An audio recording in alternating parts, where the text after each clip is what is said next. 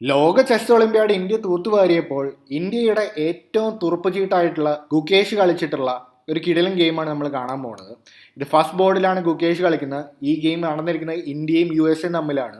ഇവിടെ ഫസ്റ്റ് ബോർഡിൽ ഇന്ത്യക്ക് വേണ്ടി കളിക്കുന്നത് ഗുകേഷും അമേരിക്കയ്ക്ക് വേണ്ടി കളിക്കുന്നത് സാക്ഷാൽ ഫാബിയാനോ കരുവാനയാണ്. ഗുകേഷ് തുടങ്ങുന്നത് പോണിന് D4 വെച്ചിട്ടാണ്.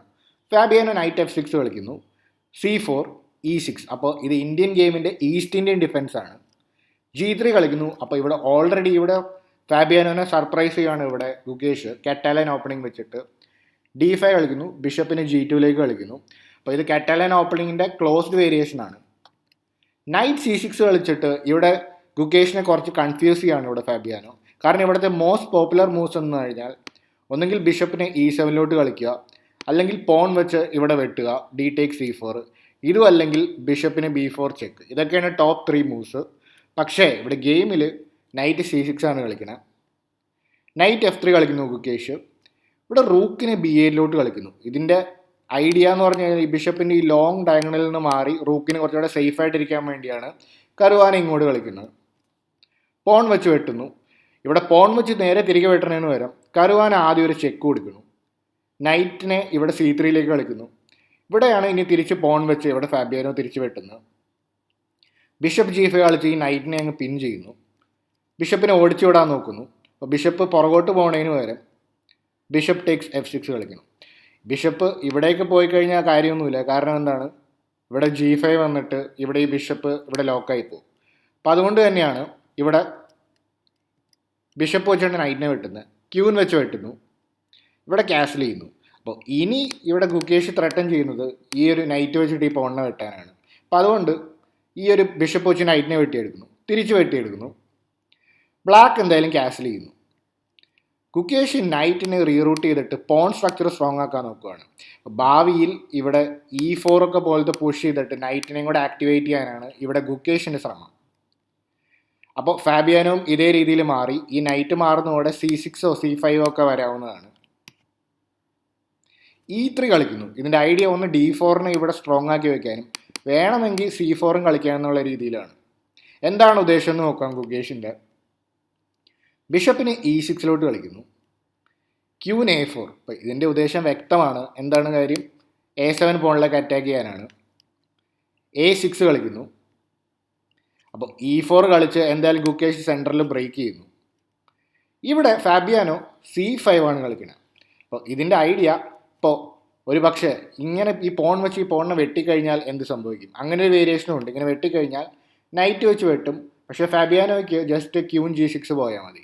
അപ്പോൾ ഒരു പക്ഷേ റൂക്ക് വന്നിട്ട് ഇവിടെ നല്ലൊരു ആക്റ്റീവ് ഫൈലിലോട്ട് വന്നു കഴിഞ്ഞാൽ നൈറ്റ് D5 കളിച്ചിട്ട് ഇതൊരു ഈക്വൽ പൊസിഷനിലേക്ക് രണ്ടുപേർക്കും പോകാവുന്നതാണ്.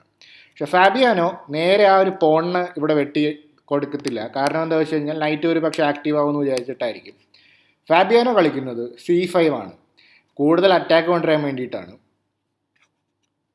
ഇവിടെ ക്യൂനിനെ A3 കൊണ്ടുവന്ന് നല്ല പവർഫുൾ ആയിട്ടുള്ളൊരു അറ്റാക്ക് ഇതിലേക്കും ഈ ഒരു ഡേഞ്ചറസ് ഡയഗണലിലേക്ക് കൊണ്ടുവരികയാണ്. അപ്പോൾ ഫാബിയാനോ എന്ത് ചെയ്യുന്നു, B6 കളിച്ചിട്ട് ആ പോണിനെ അങ്ങ് പ്രൊട്ടക്റ്റ് ചെയ്യണം.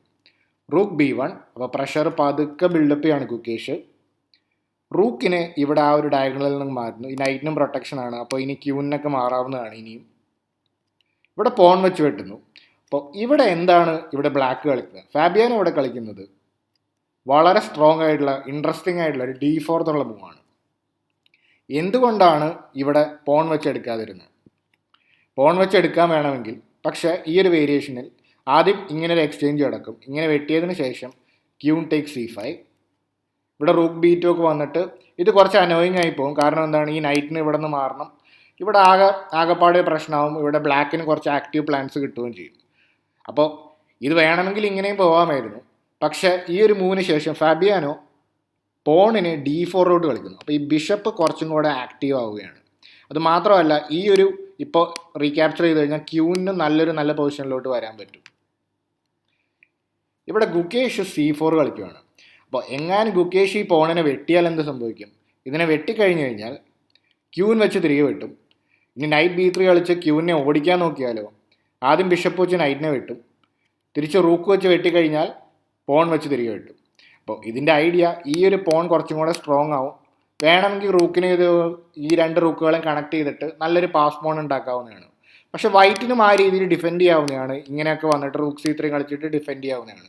അപ്പോൾ ഈ കോംപ്ലിക്കേഷൻസ് എല്ലാം ഉള്ളതുകൊണ്ടാണ് ഇവിടെ D4 ശേഷം ഗുകേഷ് C4 കളിച്ച് ബ്ലോക്ക് ചെയ്ത് വെക്കുന്നത്. അപ്പോൾ ഇനി എങ്ങനെയാണ് ഇവിടെ കരുവാന് മുന്നോട്ട് പോകുന്നത്? ക്യൂവിനെ G5 കളിക്കുന്നു. അപ്പോൾ ഈ നൈറ്റിലേക്കാണ് അറ്റാക്ക്. ഗുകേഷ് റൂക്ക് വന്നിട്ട് അതിനെ ഡിഫെൻഡ് ചെയ്യുന്നു. പോൺ വെച്ച് ഇവിടെ വെട്ടുന്നു. ഇവിടെ നേരിട്ട് ഈ ഒരു C5 വെട്ടാൻ പറ്റില്ല. കാരണം എന്താണ്? ക്യൂവിന് ഇവിടെ നല്ല രീതിയിൽ പ്രൊട്ടക്ട് ചെയ്തിരിക്കുന്നുണ്ട്. ആദ്യം ഈ ക്യൂവിനെ അങ്ങ് ഓടിച്ചു വിടാൻ വേണ്ടി F4 ഗുകേഷ് കളിക്കുന്നു. ക്യൂവിൻ മാറിയതിന് ശേഷം F5 കളിക്കുന്നു. അപ്പോൾ ഇപ്പോൾ ഈ ബിഷപ്പിലേക്ക് നേരെ അറ്റാക്കാണ്. ഇവിടെ വൈറ്റ് നല്ല സൂപ്പർ പൊസിഷനായിട്ടെന്നൊക്കെ തോന്നാം. പക്ഷേ ഇവിടെ ബ്ലാക്ക് ആദ്യം റൂക്ക് വെച്ച് ഇങ്ങനെ വെട്ടുന്നു, തിരിച്ചു വെട്ടുന്നു. അപ്പോൾ ഈ ബിഷപ്പിനെ ഇവിടെ അറ്റാക്ക് ചെയ്യണമെന്നൊക്കെ മറന്നിട്ട് ക്യൂവിനെ ഇവിടേക്ക് കളിക്കുന്നു. ക്യൂവിനെ E2 കളിക്കുന്നു. ഐഡിയ ഇപ്പോൾ ഈ നൈറ്റിനെ എടുക്കാം, ഈ ഒരു ബിഷപ്പിനെ എടുത്തു കഴിഞ്ഞാലുള്ള ഐഡിയയിൽ. എന്തായാലും ഗുകേഷ് ആ ബിഷപ്പിനെ എടുക്കുന്നു. ഫാബിയാനോ ജസ്റ്റ് ഇതിനെ എടുക്കുന്നു. അപ്പോൾ ഇതിൻ്റെ ഐഡിയ ഇങ്ങനെ ഒരു ചെക്ക് അലോ ചെയ്താലും ഈ ഒരു പോൺ നല്ലൊരു സ്ട്രോങ് പാസ് പോൺ ആവുമെന്നാണ് ഇവിടെ ബ്ലാക്കിൻ്റെ പ്രതീക്ഷ. പോൺ വെച്ച് എടുക്കുന്നു, ചെക്കാണ്. കിങ് വെച്ച് തിരികെ എടുക്കുന്നു. ഇവിടെ ക്യൂൻ വെച്ച് C5 കളിക്കുന്നു. ശരിയാണ്, ഒരു പോൺ കൊടുത്തു. പക്ഷേ ഇതിൻ്റെ കോമ്പൻസേഷനായിട്ട് ഒരുപക്ഷെ ഒരു പാസ് പോൺ കിട്ടുമെന്നാണ് ഇവിടെ ഫാബിയാനോയുടെ പ്രതീക്ഷ. അപ്പോൾ ഇവിടെ ബ്ലാക്ക് കിങ് G8 കളിക്കുന്നു. ഒരു പക്ഷേ അനോയിങ് ആയിട്ടുള്ള ചെക്കുകൾ തടുക്കാൻ വേണ്ടിയിട്ടാണ്.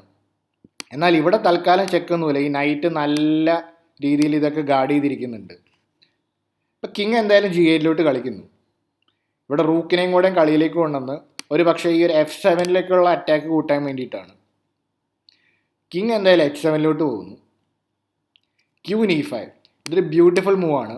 ഇവിടെ ഈ നൈറ്റിനെ പിൻ ചെയ്തിരിക്കുകയാണ്. ഈ നൈറ്റ് മൂവ് ചെയ്ത് കഴിഞ്ഞാൽ ഈ റൂക്ക് പോകുന്നതാണ്. എന്തായാലും ക്യൂൻ E3 ചെക്ക് കൊടുക്കുന്നു ഫാബിയാനോ. കിങ് മാറിക്കഴിയുമ്പോൾ പോണിനെ D3 കളിക്കുന്നു. അപ്പോൾ ഇതിനെ ഒരു പാസ് പോണാക്കാം. കാര്യം അവിടെ പോണുകളൊക്കെ നഷ്ടപ്പെടുമെങ്കിലും ഇവിടെ ക്യൂനും പോണും കൂടെ ഒരു പാസ് പോണാണ് ഇവിടെ ഫാബിയാനോയുടെ ലക്ഷ്യം. ബിഷപ്പിനെ H3 കളിക്കുന്നു. വളരെ മനോഹരമായൊരു നീക്കമാണ്. ഇതിൻ്റെ ഐഡിയ ഒരു പക്ഷേ ഭാവിയിൽ ഒരവസരം കിട്ടിക്കഴിഞ്ഞാൽ ഇങ്ങനെ കളിക്കുക, ഇങ്ങനെ ചെക്ക് കളിച്ചു കഴിഞ്ഞാൽ നൈറ്റ് വെച്ച് വെട്ടിക്കഴിഞ്ഞാൽ ക്യൂൻ വെച്ച് ഇങ്ങനെ പോകും. ഇതൊക്കെ ആയിരിക്കാം ഐഡിയ. പക്ഷേ ഇവിടെ ബ്ലാക്കിൻ്റെ പോൺ ഇവിടെ സെക്കൻഡ് റാങ്ക് വരെ എത്തി. വളരെ ഡേഞ്ചറസ് ആയിട്ടുള്ള പോണാണ് ഇവിടെ ഫാബിയാനോയുടെ. ഇവിടെ ചാടിക്കേറി ബിഷപ്പിനെ വെച്ചൊരു ചെക്ക് വെച്ച് കഴിഞ്ഞാൽ പണി കിട്ടും. പക്ഷേ വളരെ ക്ഷമയോടെ ഗുകേഷ് ബിഷപ്പ് G4 കളിക്കണം. വളരെ പ്രൊവോക്കിംഗ് ആയിട്ടുള്ള ഇങ്ങനെ ഒരു മൂവ് കളിച്ചു കഴിഞ്ഞാൽ ഒരു ടാക്ടിക്സ് കിട്ടുമല്ലോ എന്നോർത്ത് കളിച്ചു കഴിഞ്ഞാൽ ഇവിടെ സംഭവിക്കാൻ പോണത് വെറുതെ നൈറ്റ് വന്നിട്ട് ആ ബിഷപ്പിനെ അങ്ങ് എടുത്താൽ മതി. അപ്പോൾ ഇവിടെ എന്ത് തന്നെ കളിച്ചാലും ഇവിടെ നോക്കുമ്പോൾ റൂക്ക് ഇവിടെ വെറുതെ ഹാങ്ങിങ് ആയിട്ട് തോന്നാം. പക്ഷെ അങ്ങനെ ചെയ്ത് കഴിഞ്ഞാൽ ആദ്യം ഇങ്ങനെ ക്യൂനാവാം. വെട്ടിക്കഴിഞ്ഞാൽ നേരെ ചെക്കിൽ ഇവിടെ കിങ് മാറിക്കഴിഞ്ഞാൽ നേരെ റൂക്കിനെ എടുക്കണം എന്ന് തോന്നുന്നില്ല. നൈറ്റ് ഇവിടെ E3 കളിച്ചിട്ട് ഇനി ഈ ചെക്ക് മേറ്റ് എങ്ങനെ തടയും? ചെക്ക് മേറ്റ് തടയാൻ ഒരു രക്ഷയില്ല. റൂക്ക് ഇവിടെ കളിച്ചു കഴിഞ്ഞാൽ പോലും ഇത് നേരെ ചെക്ക് മേറ്റിലോട്ട് പോകും. ഇതെല്ലാം ഉണ്ട്. അതുകൊണ്ടാണ് ബിഷപ്പിനെ ഇവിടെ H3 നിന്ന് ബിഷപ്പ് G4 ഇവിടെ ഗുകേഷ് കളിക്കുന്നത്. അപ്പോൾ ക്യൂവിനെ എന്തായാലും ഇവിടേക്ക് കളിച്ചു, D3 കളിച്ചു. ഓക്കെ, ഇനി തക്കമായ അവസരത്തിൽ ക്യൂവിൻ ചെയ്യാനും റൂക്കിനെ അറ്റാക്ക് ചെയ്യണം. കിങ് G2 കളിച്ച് റൂക്കിനെ ഡിഫെൻഡ് ചെയ്യുന്നു. ക്യൂവിൻ്റെ C4. അപ്പോൾ ക്യൂവിന് വെച്ചിട്ട് ഒരു പോണിനെ കിട്ടി. ഇവിടെ ഗുകേഷ് കളിക്കുന്നത് ഇവിടെ പോണിനെ A4 കളിക്കുന്നു. അപ്പോൾ ഈ ഒരു മൂവിൽ പ്രത്യേകിച്ച് ഒരു ഇമ്പോർട്ടൻസ് ഇല്ല. കാര്യം ഇത് ജസ്റ്റ് ഒരു പോണിനെ കൊടുക്കുന്ന പോലെയാണ്. പക്ഷെ എന്തോ ഇവിടെ ജസ്റ്റ് ഇതിനെ എടുക്കുന്നില്ല. ഈ ഒരു ക്യൂൻ വെച്ച് പോണിനെ എടുക്കുന്ന ഒരു ക്യൂവിനെ C4 കളിക്കുന്നു. അപ്പോൾ വേണമെങ്കിൽ ക്യൂൻ വെച്ച് ഈ പോണിനെ എടുക്കാമായിരുന്നു. പക്ഷെ അങ്ങനെ എടുത്തു കഴിഞ്ഞാൽ റൂക്ക് F7 പേടിച്ചിട്ടാവണം. ആ ഒരു പോണിനെ എടുക്കുന്നില്ല. അതിനു പകരം ക്യൂവിനെ C6 ഇവിടെ ബ്ലാക്ക് കളിക്കുന്നത്. ഇവിടെ ഗുകേഷ് എങ്ങനെയാണ് പിരിമറക്കുന്നത്? ക്യൂവിനെ ഇവിടെ D4 കളിച്ച് ഡയറക്റ്റ് അപ്രോച്ച് പോലെ ഈ ഒരു പോണിനെ നേടാനാണ്. ഇവിടെ ക്യൂൻ G6 കളിച്ചിട്ട് ഈ ഒരു ബിഷപ്പിനെ അറ്റാക്ക് ചെയ്യണം. അപ്പോൾ ഇവിടെ എല്ലാം കറക്റ്റായിട്ട് ഇവിടെ ഗുകേഷ് കളിക്കണം, അല്ലെങ്കിൽ പണി കിട്ടും.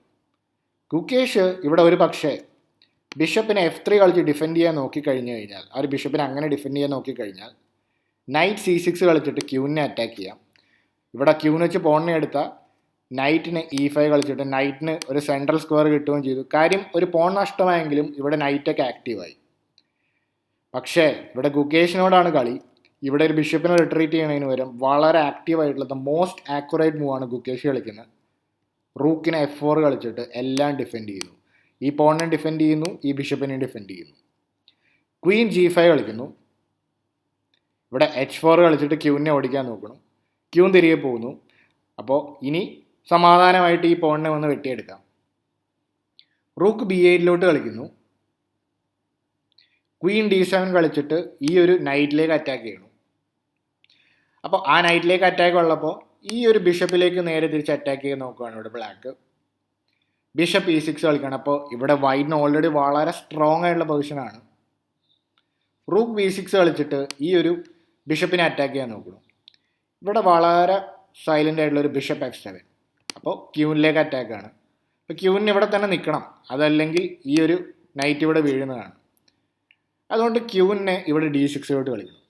ഇവിടെ ഒരു ക്യൂൻ എക്സ്ചേഞ്ചിന് പോണു. ഒരുപാട് കോംപ്ലിക്കേഷൻ ഒന്നും ഇല്ലാതെ ഇവിടെ ഒരു പോണും കൂടെ കിട്ടുമെന്ന് ഗുകേഷിന് മനസ്സിലായി. അതുകൊണ്ട് വെട്ടിയതിന് ശേഷം ബിഷപ്പ് വെച്ച് ഹാപ്പി ആയിട്ട് ഗുകേഷ് ആ പോൺ വെട്ടിയെടുക്കണം. ഇനി ഇവിടെ നൈറ്റിനെ C6 കളിക്കുന്നു. ഇവിടെ ഇനി അധികം കോംപ്ലിക്കേഷൻ ഒന്നുമില്ല, ഇവിടെ വൈറ്റിന് ഈസിലി ജയിക്കാവുന്നതാണ്. ബിഷപ്പ് E2 കളിച്ചിട്ട് ഈ ഒരു പോണിനെ അറ്റാക്ക് ചെയ്യണം. പോൺ A5 കളിക്കുന്നു. ഇവിടെ ബിഷപ്പ് B5. അപ്പോൾ ഇനി ഈ പോണുകളെ ഒന്നും തൊടാൻ പറ്റില്ല, ഇതൊക്കെ വളരെ സ്ട്രോങ് ആണ്, എല്ലാം വെൽ പ്രൊട്ടക്റ്റഡ് ആണ് ഇവിടെ ഗുകേഷിൻ്റെ പോണുകളൊക്കെ. അപ്പോൾ ഫാബിയാനോ എന്താണ് ഇവിടെ ചെയ്യുന്നത്? നൈറ്റിന് E5 കളിച്ച് നോക്കണം, എന്തെങ്കിലും കളിച്ച് നോക്കാം. പക്ഷേ ഇവിടെ ജസ്റ്റ് റൂക്ക് F5 കളിക്കുന്നു.